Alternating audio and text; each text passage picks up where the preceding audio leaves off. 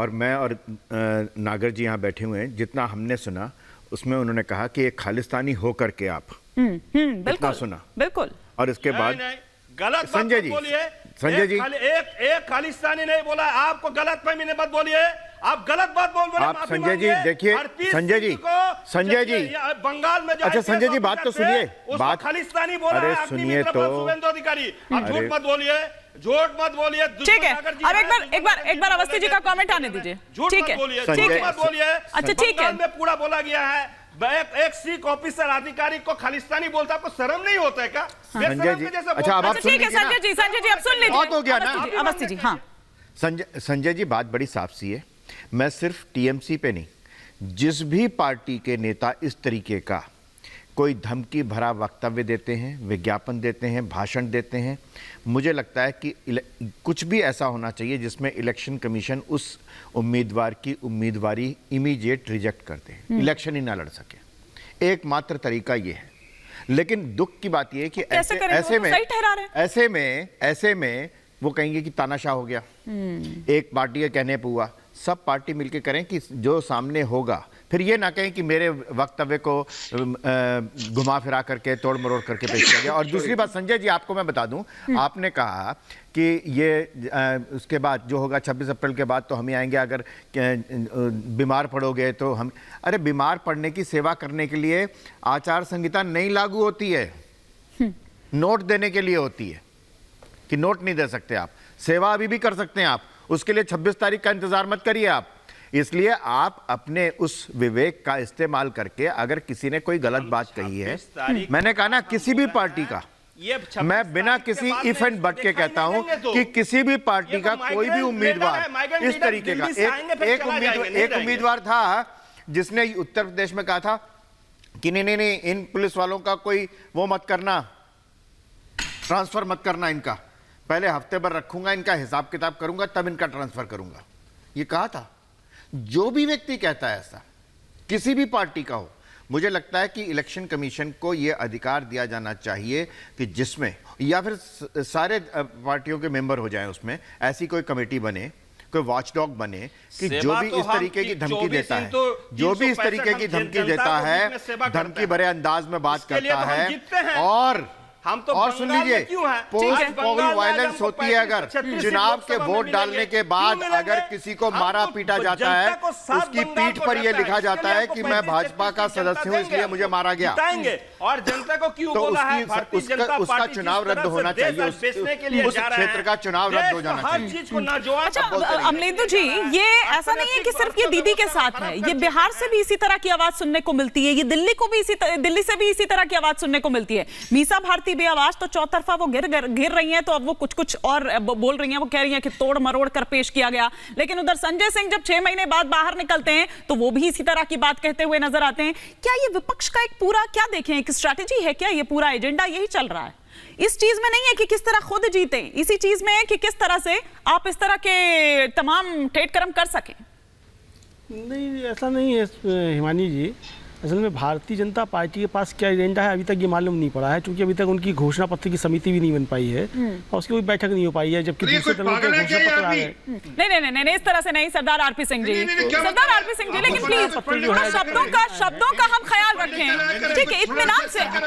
और बैठक भी हो चुकी है, घोषणा पत्र कहाँ है फिर? नहीं 1 सेकंड, 4 जून को आएगा घोषणा पत्र, 4 जून को आएगा। और देश की जनता से फीडबैक लिया है, आपने कहा क्या अभी? क्या कहा? कि समिति भी नहीं बनी है, उसकी बैठक भी नहीं हुई है। आपको, आर यू श्योर? आप माफी मांगोगे? अगर माफी मांगोगे, नहीं अभी आप क्षमा याचना करोगे? 1 सेकंड, आपने कहा नहीं, आपने झूठ बोला। झूठ बोलने का काम मेरा नहीं है। आपने कहा कि समिति नहीं बनी और बैठक नहीं। सुनिए, अरे सुनिए, नहीं छोड़ के दूं भाई मैं? नहीं बिल्कुल मत छोड़िए आप। नहीं, मैं क्यों छोड़ूं इस बात को? आपने कहा मेरा नहीं है, झूठ बोलने का काम आपका है। सुनिए, समिति भी बन चुकी है और बैठक भी हो चुकी है, तो कहाँ घोषणा पत्र जाएगी ना फिर? कहाँ घोषणा पत्र? अरे वो उसकी बात, घोषणा पत्र लाइए। आपने क्यों कहा कि प्रधानमंत्री भाषण देते फिर रहे हैं? आपने ये क्यों झूठ बोला? किस बात पे हो रहा है? आपने ये झूठ, चुनाव मछली पे हो रहा है क्या? झूठे हैं, ये चुनाव मछली पे हो रहा है, आपका झूठ सामने आया, ये झूठ क्या है आपका? 10 साल में क्या काम किया आपने? नहीं आप एजेंडा बताइए अपना। नहीं आप इसमें बताइए। एजेंडा कुछ भाई, नहीं है। दुष्यंत जी आपको मालूम है ना, घोषणा पत्र समिति लेके नहीं आ बन चुकी है, पाए। बैठक हो चुकी है। चुनाव शुरू हो गया, हो चुकी है 19 ना? अप्रैल को पहली झूठ क्यों बोला? मतदान है। झूठ क्यों बोला? 221 सीटों में चुनाव हो जाएगा, आप घोषणा पत्र लेकर आएंगे 4 जून को। अच्छा एक सेकंड, मछली और मटन की बात जो कर रहे हैं, क्योंकि आज खुद अपनी रैली में भी बोलते हुए नजर आए प्रधानमंत्री मोदी कि मछली पे जाकर क्या बात कर अरे रहे हैं? आपसे आपने झूठ बोला कि ना समिति बनी काहे पे है, झूठ बोला? ना बैठक हुई काहे पे झूठ बोला? है, ये झूठ अच्छा, क्या व्यक्ति कौन है। समिति में? बताइए। सब देख लो बताइए, भाई, कौन समिति में? बताइए। सार्वजनिक रूप से झूठ बोला। अरे बताइए ना कौन समिति में? ठीक है। गुस्से भी हो रहे हैं। अरे बताइए कौन समिति में? बताइए ना समिति में कौन है? बताइए। दुष्यंत जी ये लेकिन पब्लिक डोमेन में है। अरे क्या राजनाथ सिंह बताइए उसके ना, कन्वीनर हैं। अरे आपको दुष्यंत जी से पूछिए, राजनाथ सिंह कन्वीनर है उसके। बाकी और कौन है कमेटी में? पीयूष गोयल को कन्वीनर है उसके। और कौन है? हाँ। और कौन है कमेटी में? ठीक है दुष्यंत जी बता रहे हैं। आ रही हूँ दिनेश जी, आ रही हूँ। हाँ। नहीं, प्रधानमंत्री के पास शब्द नहीं है। मतलब आपने 10 साल में क्या किया, उस पर आपने कुछ बात नहीं की अभी तक। लेकिन विषय की गंभीरता को हमें इस तरह से समझना है कि भारत के प्रधानमंत्री जो लगातार 10 वर्ष से पद पे आसीन हैं, उनके पास में आज अपना काम गिनाने के लिए कुछ नहीं है। वो जो सबसे बड़ा उनका मास्टर स्ट्रोक था, जिससे कहा कि देश के अंदर आतंकवाद समाप्त हो जाएगा, हवाला, काला धन सब समाप्त हो जाएगा, नोटबंदी लेके आए। आज नोटबंदी की कहीं कोई चर्चा नहीं है, जीएसटी की कहीं कोई चर्चा नहीं है, एमएसएमई के आधी यूनिट बंद हो गई। जो 2 करोड़ नौकरियां देने की बात कर रहे थे, 2 करोड़ नौकरियां तो छोड़ो, नौकरियों पे पीएम बोल नहीं रहे हैं। 100 स्मार्ट सिटी देने की उन्होंने बात करी थी, 100 स्मार्ट सिटी तो छोड़ो, 100 स्मार्ट विलेज इनके पास गिनवाने के लिए नहीं है। बात मुद्दों की होनी चाहिए। जो सरकार निरंतर 10 वर्ष से सत्ता में है, वो मछली की बात कर रही है। मुद्दे तो विपक्ष के पास भी नहीं है ना सर। मुद्दा विपक्ष भी तो यही कह रहा है, विपक्ष भी तो ये कह रहा है कि भैया जब हम वापस आएंगे, कह रहा है कि हम उस पर भी सवाल उठा रहे हैं वो, उस पर भी। अब देखिए जब आप वहां जाएंगे तो फिर वो मुस्लिम लीग लेकर आ जाएंगे, क्योंकि उन्होंने कहा कि इसमें मुस्लिम लीग की झलक नजर आती है। लेकिन मैं उस वेंडेटा पॉलिटिक्स की बात कर रही हूँ जिसका आरोप आप लोग लगाते हैं, जिसका आरोप, सुनिए ना दुष्यंत जी, जिसका आरोप आप लगाते थे, जिसका आरोप आप लगाते हैं, लेकिन जो बात मीसा भारती कह रही है, जो बात संजय सिंह कह रहे हैं, या जो बात यहाँ पर ममता बनर्जी कह रही है, ये वेंडेटा पॉलिटिक्स नहीं है क्या दिनेश जी? भारतीय जनता पार्टी के नेता सुबह से शाम तक विपक्ष के नेताओं को धमकाते हैं, गाली देते हैं। हाँ। उसकी कोई बात नहीं करती, चर्चा नहीं करती। हाँ। अभी यहाँ पे अजनिवेश अवस्थी जी ने अमलेंदु भाई का एक वर्ड पकड़ लिया। एक वर्ड पकड़ा, एक वर्ड पकड़ा आपने।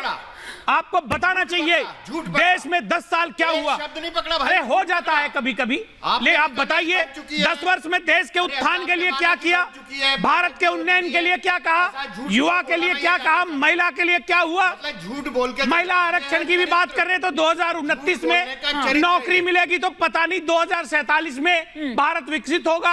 अरे 2047 तक का इंतजार करे भैया, बेरोजगार युवा घूम रहा है। एक बार जरा दिनेश जी का भी एक ओपनिंग कमेंट आ जाए, फिर मैं आरपी सिंह जी और अवस्थी जी से एक साथ जवाब ले लूंगी, जवाब ले लूंगी। लेकिन मैं वेंडेटा पॉलिटिक्स की बात कर रही थी। जो आरोप है विपक्ष लगाता रहता है, लेकिन